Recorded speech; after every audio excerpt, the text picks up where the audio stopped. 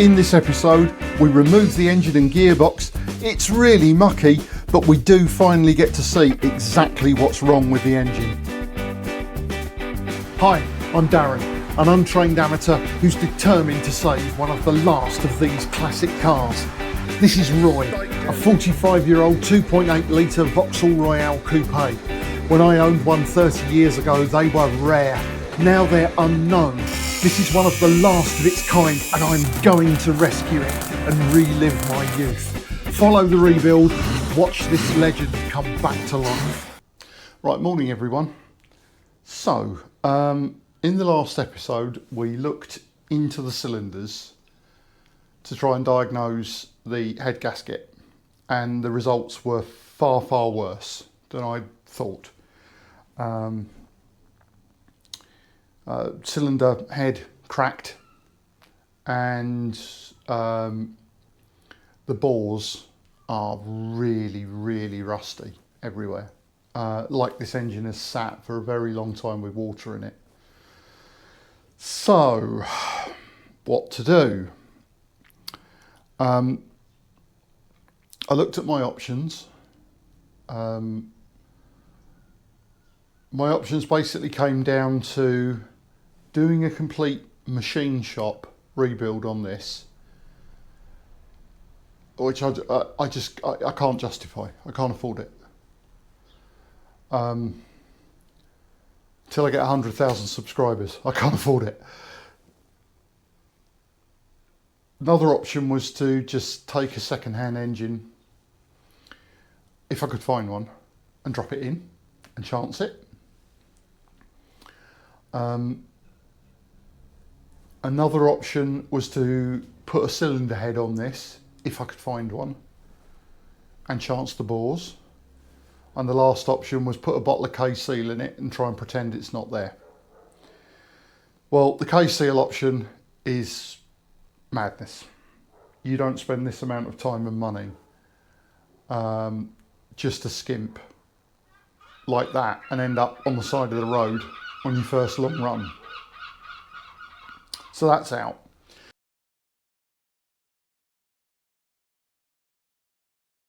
So let's talk about the car. You said it's been costing you money you don't have and taking up lots of your spare time. Yeah, I mean, it's almost done. I've put in months and months of work, more money than I planned, but Roy needs me. Tell me more about that. Do you think Roy's real? I don't know. I've done so much, but he's still not better. So what's happened now? Well, you see, now he needs a new engine. I can't really afford it, but then again, I just can't stop. You do know it's just a car, don't you? Well, I mean, if you're going to start being rude about Roy, I'm not. I know how important it is to you.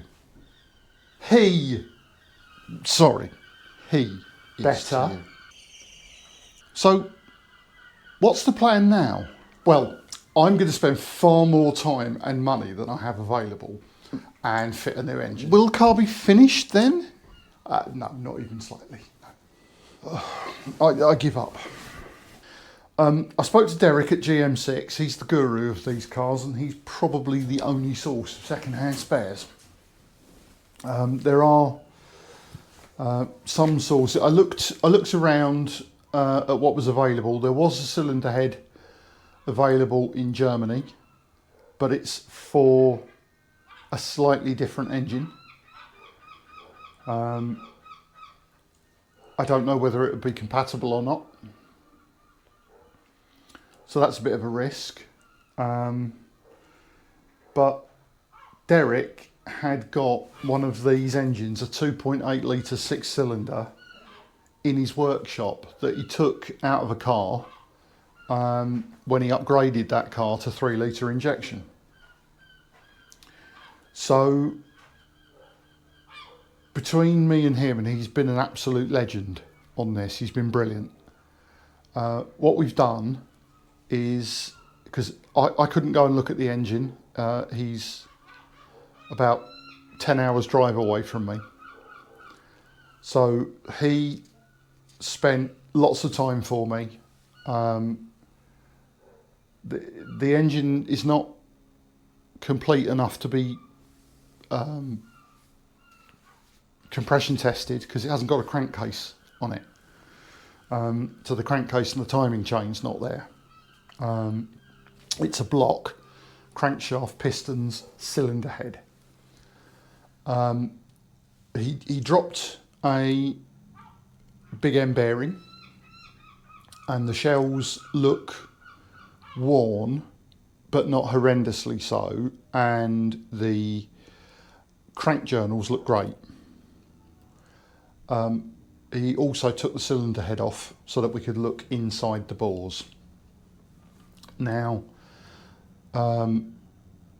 obviously I haven't been able to run a finger around them and check, but they look more like shiny bores. They've still got hone marks on them from when it was last worked on.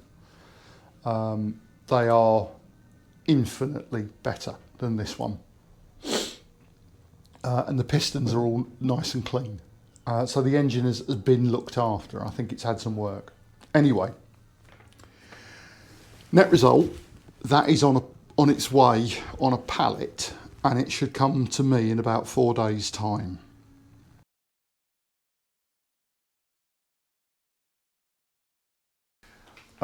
It's cost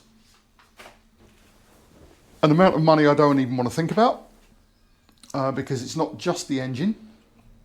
I've bought, I went the other day and spent nearly 400 quid in Machine Mart because I've bought a engine hoist, and I've also bought an engine stand so that I can hang the engine back in the workshop while I build it, because it feels to me like for the sake of 95 quid that would be absolute folly not to do it. And basically today's job is that engine out. That's the game. We've definitely been for our last drive on this engine. We are going to take it out so that it can go and start being stripped of its ancillaries and be made ready. Things can be made ready for the new engine. Now this is the instructions for removing an engine. It is a total of 4 sides of A4. So it doesn't actually look that bad a job. Basically, radiator out, all the pipework out, battery, loose cables, etc. out. Disconnect the power steering, take off cooling pipes from the heater, and the 2 cooling pipes for the transmission, they come off. And then you undo the engine mountings each side. You undo the prop shaft off the back of the gearbox, which is 4 bolts. You undo the rear engine mounting, the gearbox mount at the back, that comes off, and the subframe member comes off. And then the whole thing, engine plus gearbox, should come straight out. That's the theory.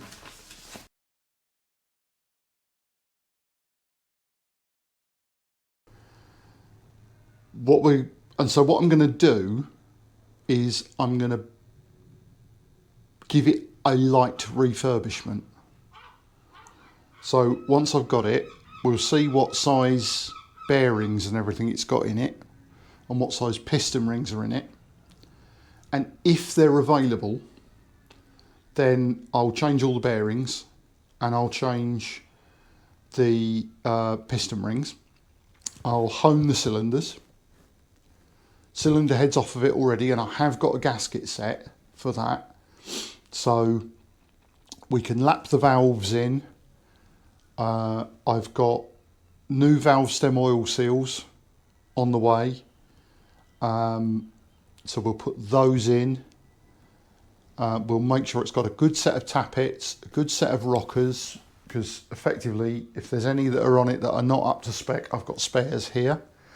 This timing chain and timing gear needs to go over but on Derek's advice, I've bought brand new timing chain guides because apparently they go crispy, and it's just madness to do it and not spend some money on a timing chain guide.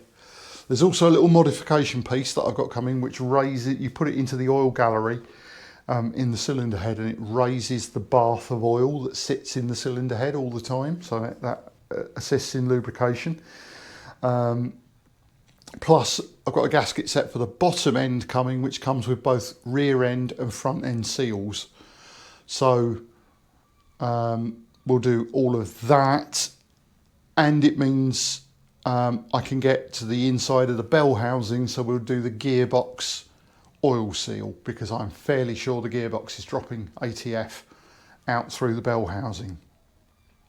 So it's quite a big amount of work, and it's basically take this engine, take the ancillaries off of it, put them on the new one, and put new bearings, seals, gaskets. I know what I'm like. I'll end up painting the engine block. It will have a proper bit of maintenance done to it. It also gives me, looking on the bright side, it gives me a golden opportunity with this engine bay not having an engine in it, which gives me a fantastic opportunity to paint the inside of the engine bay. So all of this stuff that's currently in primer, what I can actually do once the engine's out, I can give it all a good rub down, I can epoxy prime all of the chassis rails and sort of everything else, and I can give the entire inside primer, top coat, clear coat, and at the same time, while I'm at it, I can pull the wings off, hang them up, and do them as well. So the new engine, or the rebuilt engine, goes back into an engine bay that's painted. That is pulling a victory out of the jaws of defeat. Okay, so the first thing the book says to do is take off this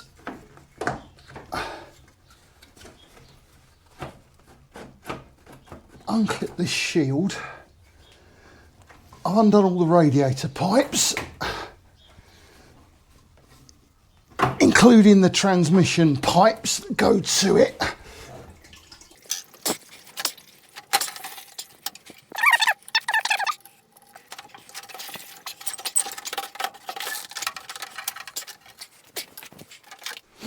So radiator and cowl, and already look at the huge amount of space we've got to deal with things. So much more than on a modern car. Right, disconnect negative cable from battery, check. Unscrew air catcher from radiator, check. Disconnect radiator pipes, check.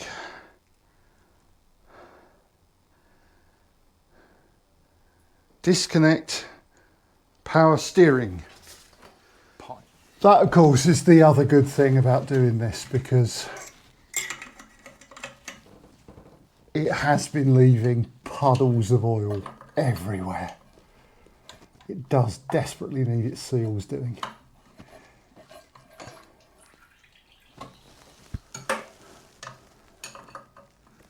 There's a chap on YouTube, his channel is called Going Manta, and it's about Opel Mantas. The Americans are actually fascinated by Opel Mantas by the look of it. Anyway, so he does a lot of stuff on this engine, but his version of it is the 4-cylinder. And to say they are, you know, all the difference really is with this is just 2 more cylinders. You know, a lot of the parts that are the 4-cylinder parts, they fit this.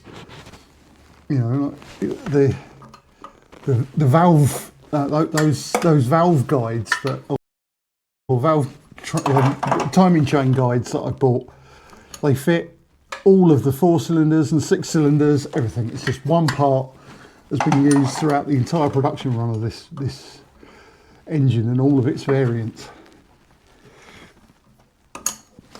And anyhow, one of the things he said was that Opal stands for oil puddles leaving everywhere, or oil puddles everywhere leaving, and I kind of see his point, really. There we are. We've done one page already. Don't have to worry about the air conditioning instructions because we haven't got any. Heater flow and return hoses on the cylinder block. Okay, I'll tell you what, there's another job we can do while this engine's out. While it's all disconnected, the heater's got to come out to see what on earth is wrong with that motor. So, right, I'm following the book. I was just doing other stuff that was around it at the same time. Loosen the heater flow and return hoses. Heater flow, nipple. Remove the vacuum hose from the brake booster. Done. Accelerator control cable. Done. Loosen or unscrew all electrical connections from the engine, alternator and starter. Well, we started over there, so we've lost all of the connections to the carb and the temperature sensor. Somewhere in the murky depths there is an oil pressure with particularly nasty cables. That can get redone. Oh, one thing I didn't mention in my introductory chat, this is not the original engine.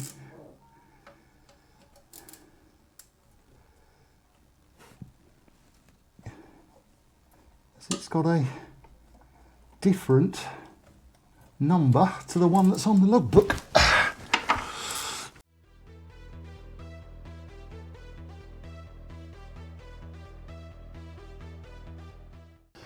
That's it, that's all the electrical connections. Roy is a basic old bus. There aren't very many electrical connections. There's literally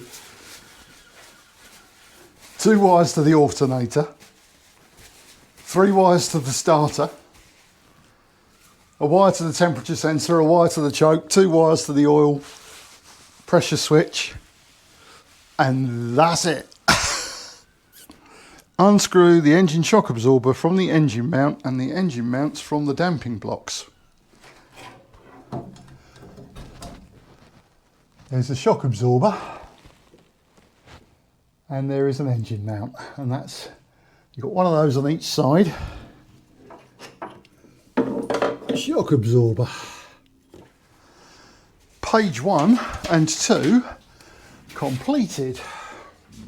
Jack up the vehicle, disconnect the stuff on the gearbox, speedometer drive shaft, clutch cable, haven't got a clutch, selector lever and drive shaft. Right, as that's doing stuff in a confined space, I'll come back to you. Okay, I've done most of the bits underneath to get the gearbox members off and get the prop shaft off. That was fun. The last thing that's holding this engine in the car now is the exhaust. So there's 4 exhaust bolts to go, and then there'll be nothing holding it at all. It is 19 minutes past 12, so it's taken 2 hours 19 minutes so far to get to this stage. I've not been rushing, but you know, it's an achievable job in a day. I am resigned to the fact that I'm going to break these exhaust studs. I've coated them in Bulldog. I've let it soak in. If they come off, woohoo. But I bet they're not going to. I bet they're going to break. And that's fine, because the manifolds have got to come off and go on the new engine. If I break the studs, I can drill them and tap them. Not a problem. Okay, so Halford's Advanced, 15mm, nice and deep, so it'll go over the stud, and importantly, a 1/2 inch drive. My existing 15mm only got a 3/8 drive, and it's hexagonal, so it should go over a bolt that's starting to round off a bit. So let's have a go at that. We've got the breaker bar, so we can put lots of pressure on it, and as I said earlier on, if the studs snap, fine, whatever. We'll live with that.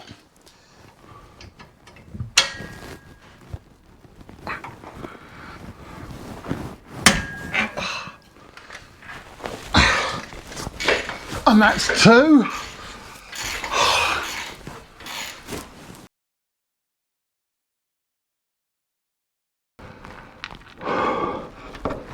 That is nothing short of remarkable. 4 for 4. That is absolutely remarkable. 4 nuts, all off. Exhaust loose. Utterly incredible. Okay, so there should be very little holding that engine in now.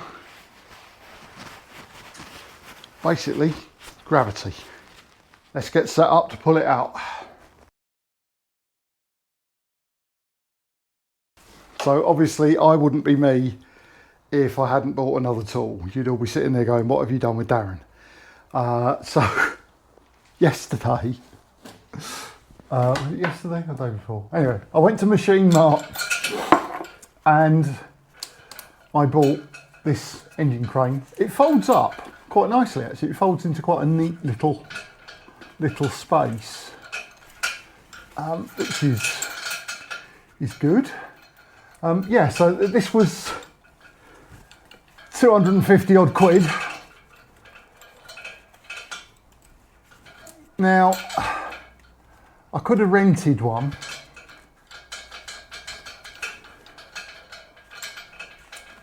but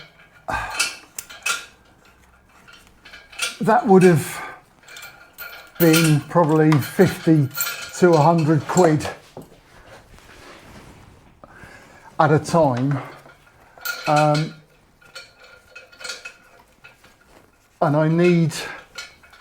I'm gonna need to be able to move this thing around.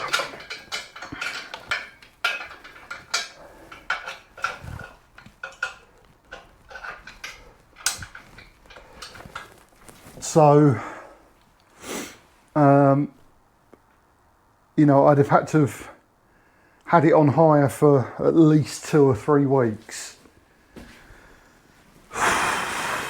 So it's not really cost effective.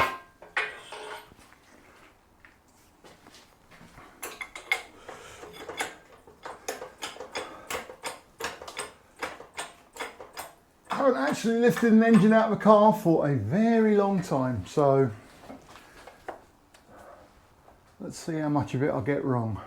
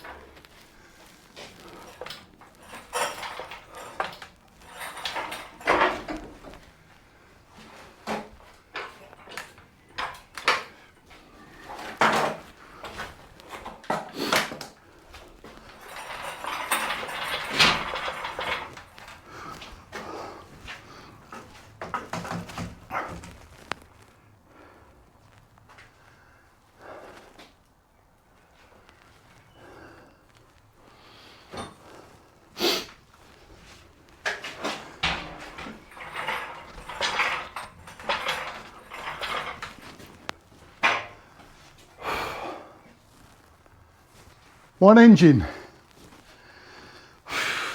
and gearbox.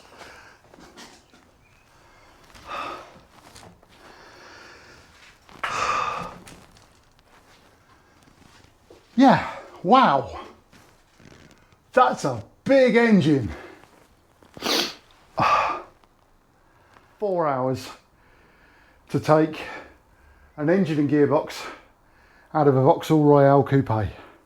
Some people have paid for that information. I think we've probably got an ideal opportunity right now to take the gearbox off as well while it's hanging up. Basically, there's an access plate down here. So there's an access plate down here which gets us to the back of what in a manual gearbox you would call a flywheel, but in an auto box is called a drive plate. And then behind that is the torque converter, and we unbolt the torque converter one bolt at a time and turn the engine over so that we can get to the remaining bolts. That makes the physical disconnection between the gearbox drivetrain and the engine, and then you undo the bell housing and slip the gearbox off. If you don't unbolt the torque converter, then the torque converter stays on the engine, the gearbox slips off of the end of it, and you get 2 gallons of automatic transmission fluid all over the floor.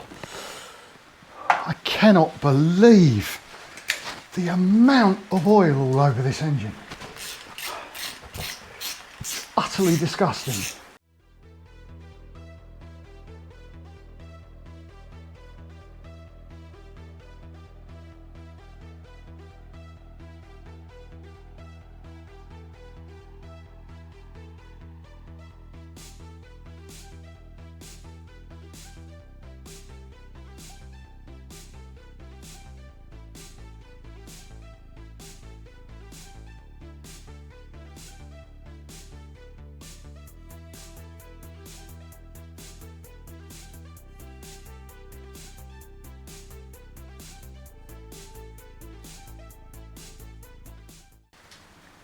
So we've done all of the bell housing bolts apart from these top 2.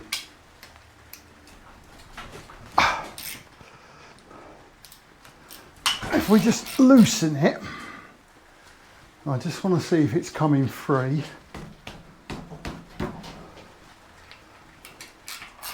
Yeah, it is.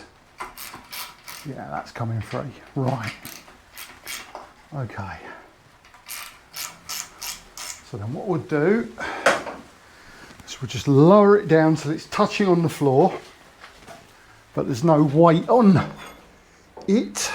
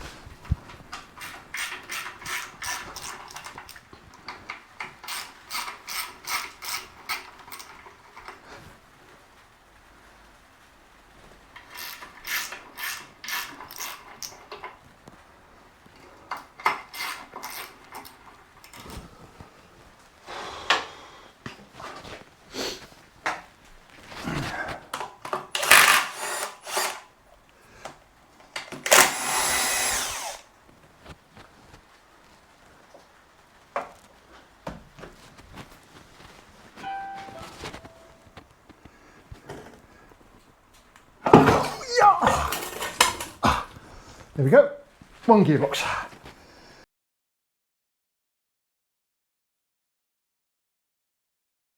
Okay, let's start to have a little look at what we've got here, because a lot of this has got to come apart to go on the new engine. And I must admit, I'm curious. I want to know what happened. I want to know what it's like on the inside. I wonder if that carburettor can count how many times it's been on and off.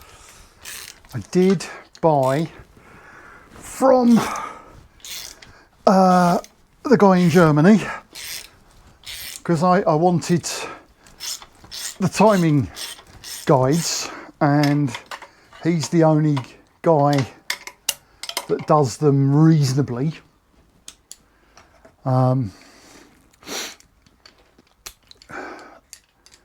So I was buying them from him. So again, it was, if I'm going to have to pay €24 shipping, let's make it worth it. So I bought new manifold bolts, new water pump bolts, all of that jazz, because I am assuming I'm going to break some. Having said that, so far the only thing we've broken is a Jubilee clip. Mind you.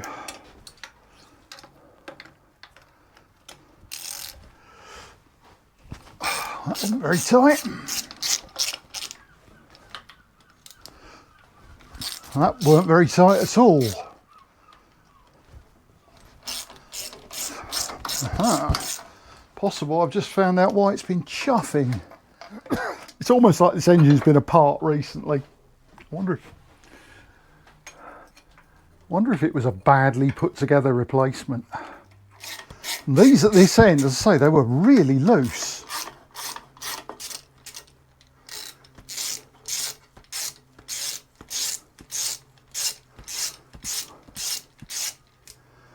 Which is kind of indicative of a cylinder head that's come off on the car and not been put on properly, maybe. Oh, wish I knew the history of this car. Love to know the history of it.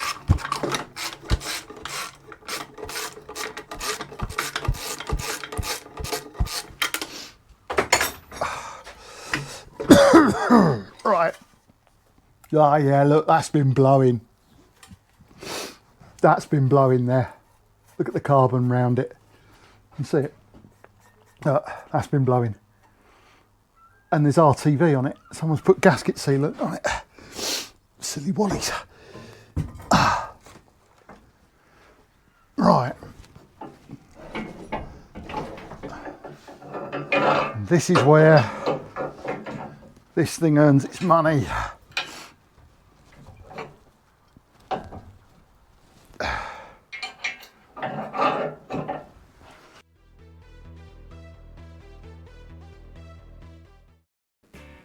In what's becoming a channel tradition, the minute anything interesting happens, the tech lets us down, and the microphone battery went. So here I'm actually lifting the cylinder head off so we can see just what's happened underneath and what the cause of loss of compression on number 2 was. Immediately I spot something. I spot there between numbers 1 and 2 there's a witness mark on the gasket that shows that it's been blowing by. So I'm sort of pointing it out again there, how it's been blowing by between the 2. And then if we actually get some light on the job, we can see just how bad those bores are. They've been very, very rusty in the past, and instead of being honed properly, they've just been allowed to run. They're in a real state. Also, number 2 has got a very interesting kind of stripe down the side of it, as though coolant has been running down the side of the bore. The others are dirty, but you know, the number 2 is definitely the worst. That's where I'm pointing out there, where that stripe is, that looks like there's been water ingress running down the side of the bore. So it looks like it's leaking there, and it's been running down the side. Doesn't look good at all. Turning to the cylinder head, the crack is actually much worse than it looked like on the camera, and scarily, it does look like someone's tried to repair it by hitting it. You can see there as well the warp in the head, and again that's on that joint between numbers 1 and 2. There's that. You can see clearly the light coming through underneath the straight edge. So very, very cracked cylinder head, very bad bores, warped cylinder head. Definitely I've gone down exactly the right route. That block probably would be serviceable if it was bored out, but as it stands, not a lot of good. So anyway, yeah, that's it for this episode. It's been a fairly full-on episode, but I do feel like we're moving forward to addressing this particular problem. So you know, like, subscribe, share, get these videos out in front of people, and I'll see you in the next episode, where what we might do actually is start looking at some of the engine bay work, and painting the engine bay and seeing if we can spruce things up a bit in there before the new engine goes on. So yeah, like, subscribe, share. Thanks very much for watching.